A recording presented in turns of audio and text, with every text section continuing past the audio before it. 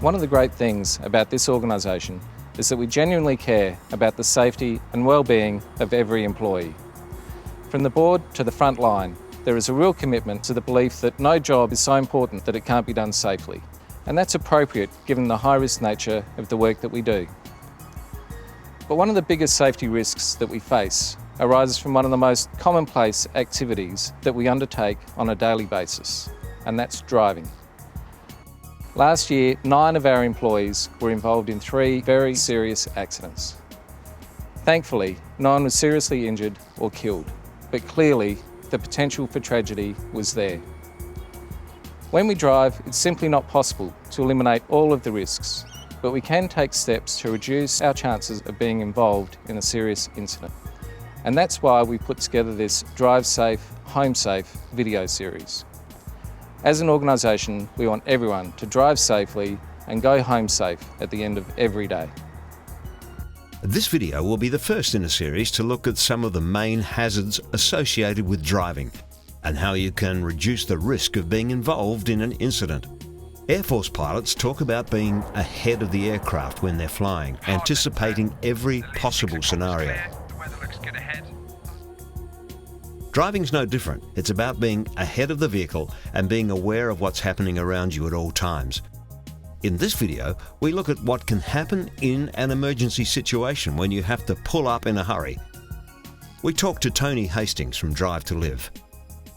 So Tony, I understand in recent times there have been a couple of incidents where people driving four-wheel drives and EWPs had to pull up in a bit of a hurry, but nevertheless have been involved in what could have been a reasonably serious incident. They could have been, and I think one of the really extraordinary things is to realise how lucky we've been. When you consider the number of kilometres that the fleet covers per year and the number of vehicles on the road, to be at that minimal number of incidents really means that we're on the lucky end of it at the moment. One of the things that really sticks out in my mind is that in the truck, one of the people said after the incident, it just stunned them as to how much difference there was in the stopping distance between a truck and what is essentially a standard vehicle like a four-wheel drive.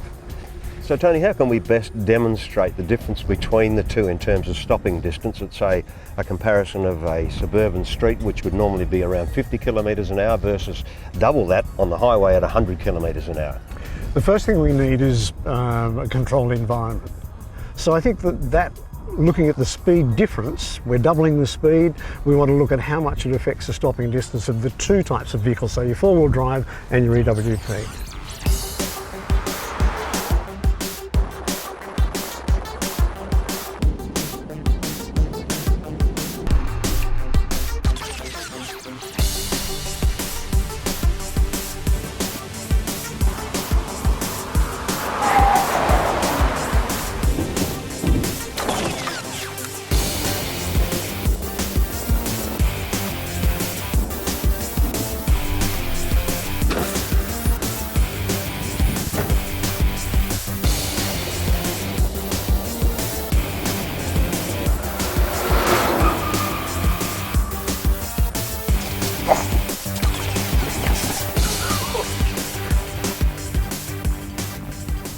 So Tony, we've done the 2 runs now at 50 k's and 100 k's an hour in both the four-wheel drive and the EWP. Your take on the results?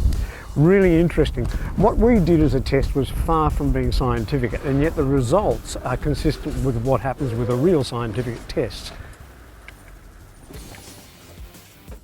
To give you an example, what most people believe is that if you go from 50 to 100 kilometres an hour, so you double the speed, you're going to double the stopping distance. What our little test proved was that in both vehicles, when we doubled the speed, we actually multiplied the stopping distance by 3 times. So that was shot under controlled conditions with Mick and Andrew driving the vehicles when they were expecting to stop at that particular moment. But what happens when you take that out onto the highway, for example, in real life? Well, all of the scientific reports show that given a few distractions, you might be changing radio stations, you might be looking to see what's happening with something in the passenger seat, then it actually quadruples the stopping distance. So in reality, what would happen with the truck as an example, you would then add a further 30 metres to the stopping distance at 100 kilometres an hour in the average on-road circumstance. we tend to hear a lot about speed being a major contributing factor to incidents, but it's not the only one, is it? No, in fact, one of the broadly misunderstood facts is that underinflated tyres not only adds to a braking distance, but it also adds to the greater potential for a rollover. See, a tyre's really quite simple. It's just a bag of air. The more pressure you add to it, the stiffer it makes the sidewall. And what happens when the tyre is underinflated, it will actually roll the tyre off the rim. If you swerve just to miss a roo as an example, the rim digs into the ground and then the car rolls over. So there's some pretty easy general rules to look at. The more speed you add, the more pressure you add. The more weight you add, the more pressure you add. The wetter it is, the more pressure you add. And there's a very easy way of looking at the tyre. It's your only lifeline with the ground. And in simple terms, if you look after them, they'll look after you. Well, I guess the message is, Tony, is it absolutely necessary to drive to the maximum speed limit as posted on the road? Most definitely not. And really importantly, SA Power Networks doesn't expect the people that work for them to travel at the maximum speed limit. Just imagine 10 kilometres an hour slower out there in that exercise. In reality, it could be the difference between getting home a little late or not getting home at all.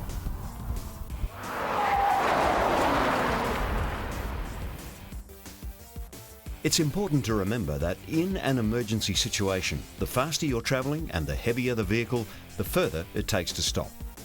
Doubling your speed effectively triples your stopping distance. In wet conditions or on dirt roads, this could be much further.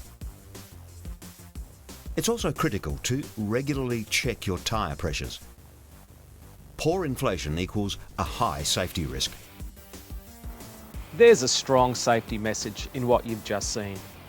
As David said earlier, over the coming months we will be releasing a series of Drive Safe, Home Safe DVDs covering the key hazards you will face as a driver and how you can manage those hazards.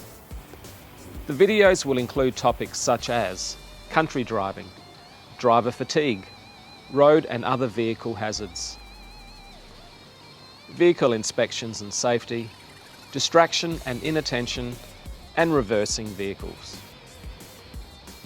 And the safety message is not only confined to driving at work. We'd like you to share the learnings with your family and friends.